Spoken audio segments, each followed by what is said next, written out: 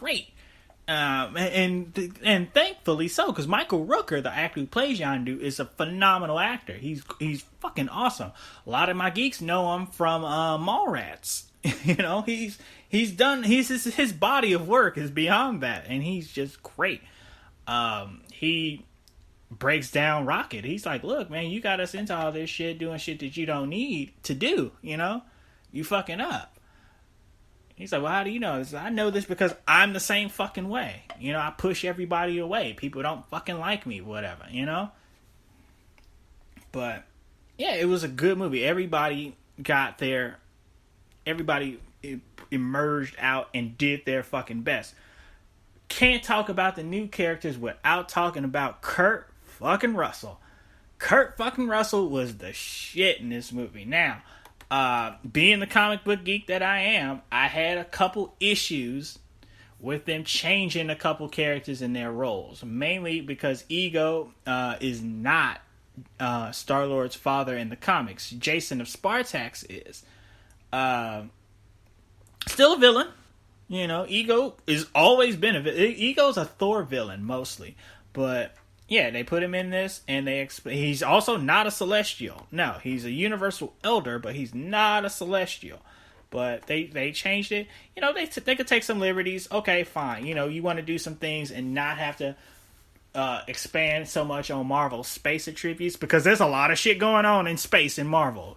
Don't trust and fucking believe that shit. But yeah, I was like, all right, you know what? Let them do this, and let's see how it goes. And it went fairly well. You know, but Kurt Russell, great fucking actor. Everybody knows that. And he did a really good job in this movie. You know, he's playing like a father figure, and then he played a bad father figure. And, you know, and he played a really good villain. A lot of people try to talk shit about Marvel villains. I'm not one of those people, but this is one of those ones I was like, oh shit, this dude is fucking nuts. You know, he's wandering around the universe and shit alone. And he just went nuts. He went crazy. He just wanted somebody to talk to, you know, for some time. And then when he did find some shit, he was just like, oh, this is bullshit. You know, so there's that. What did I not like about this movie?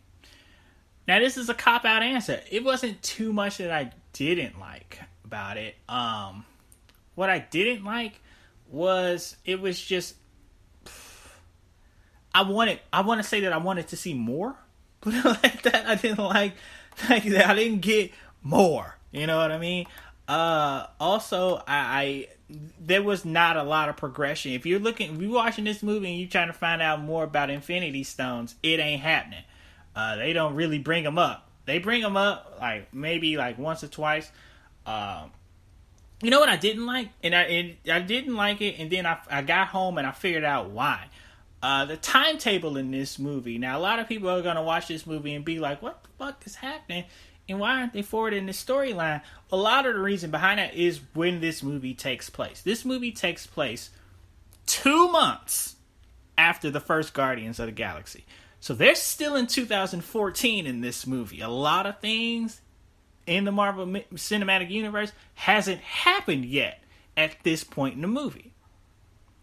That made sense to a lot of fucking people when you actually go back and look at it. This movie takes place 2 months after the first Guardians of the Galaxy movie. So that means Civil War hasn't happened yet. Ant-Man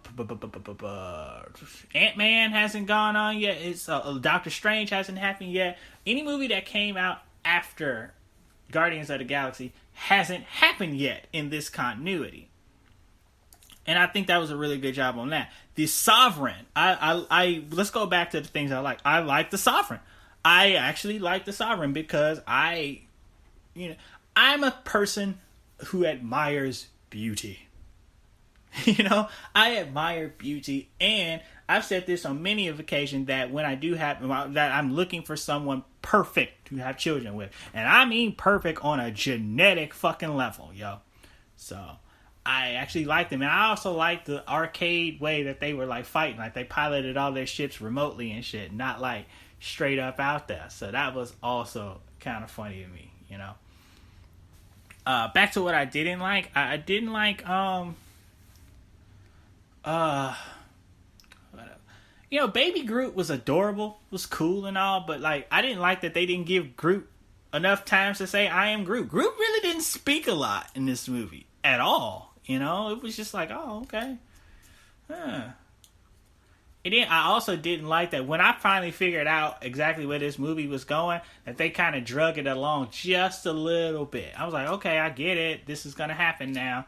This is how he's going to reveal his plan to fuck up everything. And, you know, here it goes. Which is a Marvel movie trope as well.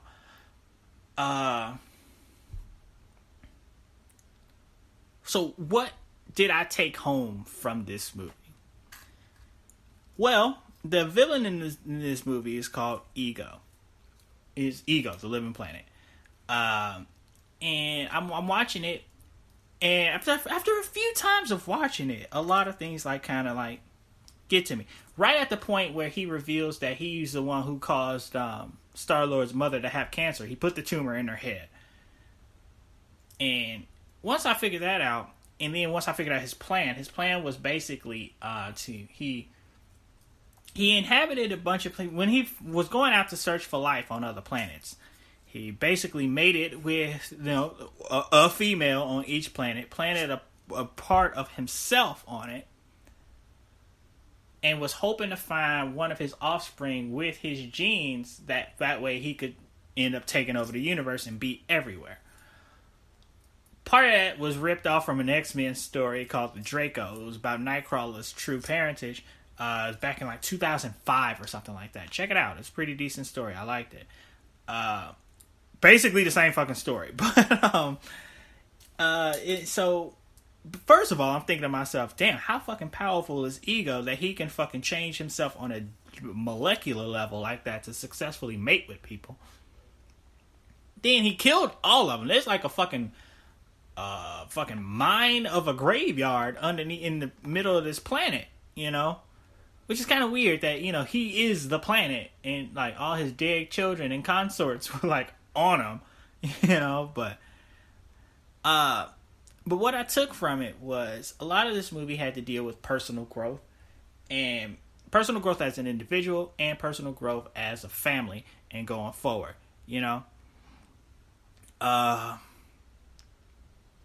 And they go and they grow as they grow with each other, and they try to figure out, you know, how they feel. Everybody has a feeling that they're not really revealing to the group. This all changes after they kill Ego. Now, let me put some swirl on. Let me put my doctor hat on real quick. And basically, in order for you to grow and progress as a person, in order for you to become a better person, you have to get rid of your ego. You know, you can't just go around thinking that, you know, you can do this on your own, or you're just better than everybody, or you just top shit or anything like that, because that ego will have you all alone. Once you get rid of your ego and start accepting the other parts of your mind and other parts of, you know, your surroundings, you'll improve as a person. It's a big part of what I took home from this movie. Besides, like, you know, the unresolved father issues and stuff, and then the resolved father issues, because Yondu again says something very profound in this movie. He's like, look, he might be your father, but he wasn't your dad. Yondu, basically, they explain why he always had a soft spot for Peter Quill, because that's his son. You know? That's his son. It's not always your biological relatives that are always your family. You know, sometimes you have a chosen family, and they'll be there for you just as much as your biological family could or should be. But once you get rid of that ego, you'll be able to further progress and grow as a person. That's been today. Oh, also, before I end this show, my favorite line from the movie. I'm going to do this too. I'm going to always have my favorite lines in the movies. My favorite line from Guardians of the Galaxy Volume 2, Drax had said it best. He was like, when you're ugly and someone loves you, they love you for who you are. Beautiful people don't know who to trust. That shit was deep as hell and hilarious. That's been our show. Thank you guys so much for listening to Stupid Movie Tuesday. We will be back every Tuesday talking about some movies. I will also be back later on this week with Aaron Explains the Universe. Hopefully my special guest will not be sick anymore. and we'll get that going down also. Thank you guys so much for listening. You guys have a great day, and I'll see you at the movies.